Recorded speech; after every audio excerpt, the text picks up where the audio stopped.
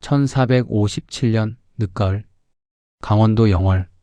한 남자가 횃불 하나만 들고 어둠 속을 걷고 있었습니다. 그의 손은 떨렸고 발걸음은 무거웠습니다. 그가 가는 곳은 아무도 가려 하지 않는 곳이었습니다. 거기에 17살 소년이 쓰러져 있었습니다. 왕이었던 소년이.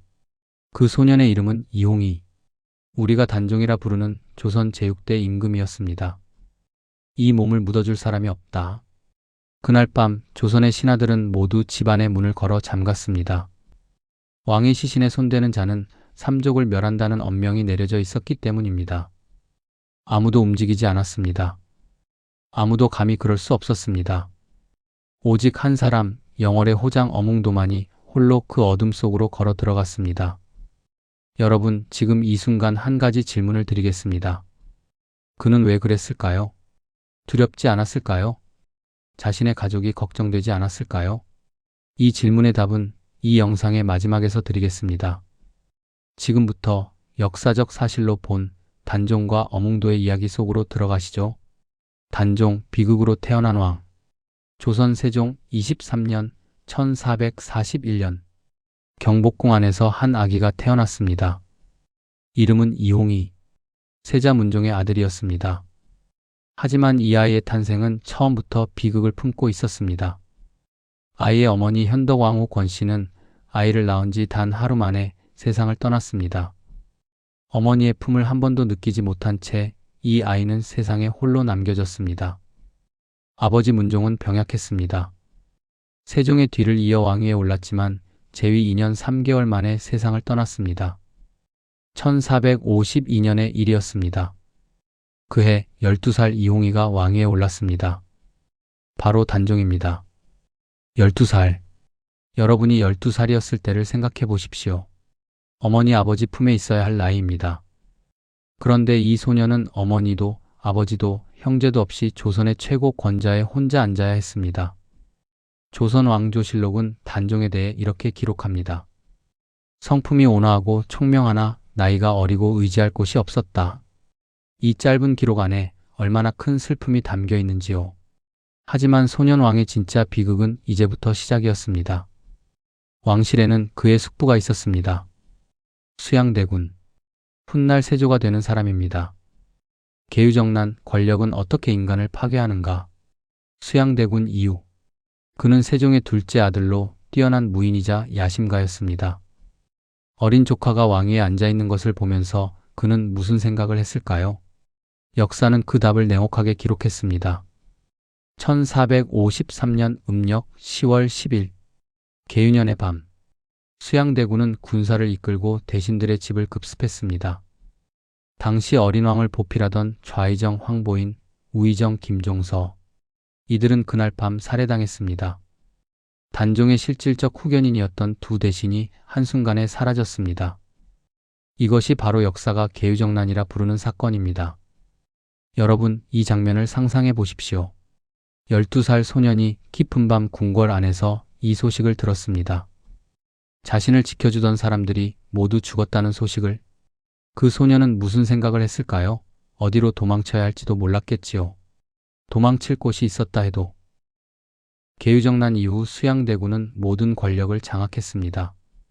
왕은 있었지만 왕이 아니었습니다. 단종은 이름만 왕인 새장 속의 새였습니다. 이것이 권력의 민낯입니다. 중국의 철학자 한비자는 일찍이 말했습니다. 권력은 나누는 순간 소멸한다. 수양대군은 이 냉혹한 권력의 논리를 너무나 잘 알고 있었습니다. 그리고 그는 결국 마지막 한 걸음을 내딛습니다. 양위와 유배, 소년왕의 추락. 1455년 윤유월, 단종은 왕위를 숙부 수양대군에게 내놓았습니다. 15살이었습니다.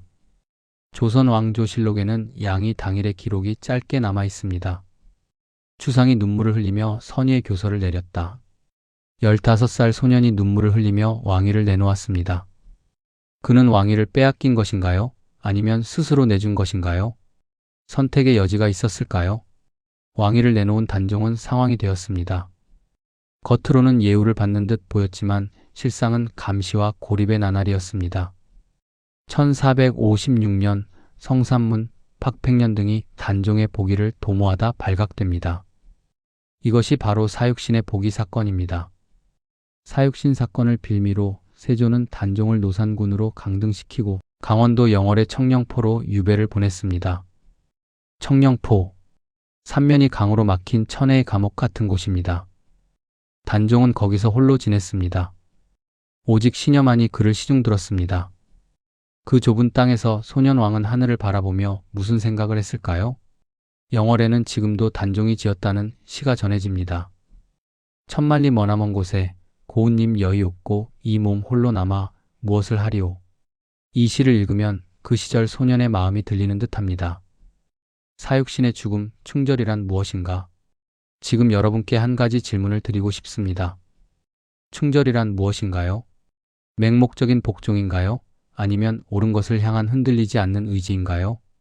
1456년 여름, 성삼문, 박팽년, 하의지, 이계, 유성원, 유흥부 이 6사람이 단종 복위를 도모하다 붙잡혔습니다. 이들을 우리는 사육신이라 부릅니다. 죽음으로 절개를 지킨 6신하라는 뜻입니다. 세조는 이들을 국문하면서 회유했습니다. 배반을 인정하고 항복하면 목숨을 살려주겠다고. 하지만 이들은 끝내 굴복하지 않았습니다. 성삼문은 국문 과정에서 세조를 향해 이렇게 말했다고 전해집니다. 나는 세조를 왕으로 섬긴 적이 없다. 단종을 왕으로 섬겼을 뿐이다. 이 말 한마디가 그의 모든 것을 말해줍니다. 고통 앞에서, 죽음 앞에서도 자신이 옳다고 믿는 것을 말할 수 있는 사람. 그것이 진정한 충절입니다. 사육신이 처형된 후 단종의 운명은 더욱 가파르게 추락했습니다. 1457년 숙부 금성대군이 수능에서 복위를 재시도했으나 실패로 돌아갑니다. 이 사건으로 세조는 더 이상 단종을 왕족으로 둘 수 없다고 판단하여 노산군에서 서인으로 신분을 완전히 강등시켰습니다. 이제 그는 왕도 상왕도 군도 아닌 그냥 평민 이홍이었습니다. 그리고 같은 해 음력 10월 비극적인 죽음을 맞게 됩니다. 세조실록에는 자살이라고 기록되어 있고 숙종실록에는 의금부 도사 왕방연이 찾아가 아무 말도 못하자 그를 모시고 있던 자가 그를 교살한 것으로 추정하는 등 역사의 기록이 분분합니다. 어몽도의 하룻밤. 자, 이제 우리는 영상에 처음으로 돌아왔습니다. 1457년 영월의 밤. 어몽도가 홀로 횃불을 들고 걷던 그 밤으로. 왜 그는 그랬을까요? 어몽도는 영월의 호장, 즉 지방 행정의 하급 관리였습니다. 중앙 권력과는 거리가 먼 사람이었습니다. 그에게 단종의 시신을 묻는 것은 어떤 의미에서도 이익이 되지 않았습니다.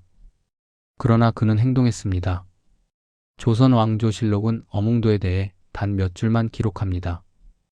호장 어몽도가 시신을 수습하여 동을지산에 장사 지냈다. 그리고 이렇게 덧붙입니다. 어몽도는 이로 인해 목숨을 걸었으나 다행히 화를 면하였다. 이 짧은 기록 속에 얼마나 큰 이야기가 담겨 있는지요. 그는 자신의 목숨을 걸었습니다. 삼족이 멸할 수도 있는 위험을 감수했습니다. 그 답을 어몽도는 후에 이렇게 남겼다고 전해집니다. 임금의 시신이 들판에 버려져 있는데 사람으로서 어찌 그냥 지나칠 수 있겠는가. 여러분, 이 말을 한번 천천히 음미해 보십시오. 사람으로서 그가 내세운 이유는 권력도 아니고 충성도 아니고 이익도 아닙니다.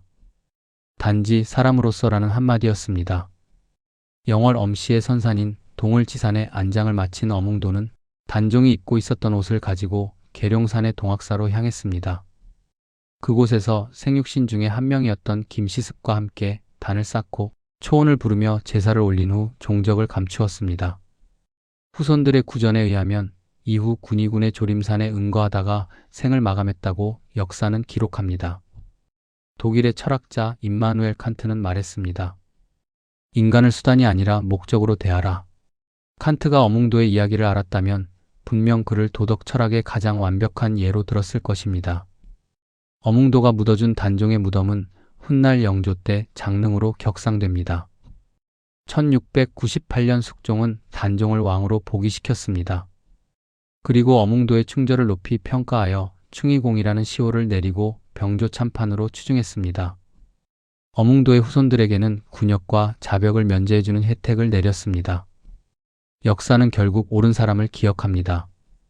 비록 그 기억이 240년이나 늦었더라도 영화왕과 사는 남자는 이 이야기를 스크린에 담았습니다.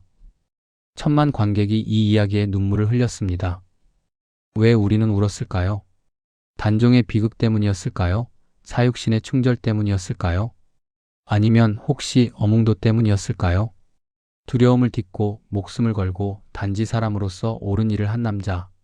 우리 삶 속에도 그런 순간이 있었을 것입니다. 모든 사람이 등을 돌릴 때 나도 돌아서야 했던 순간, 또는 돌아서고 싶지 않았던 순간. 여러분은 어떤 선택을 하셨나요? 단종은 말합니다.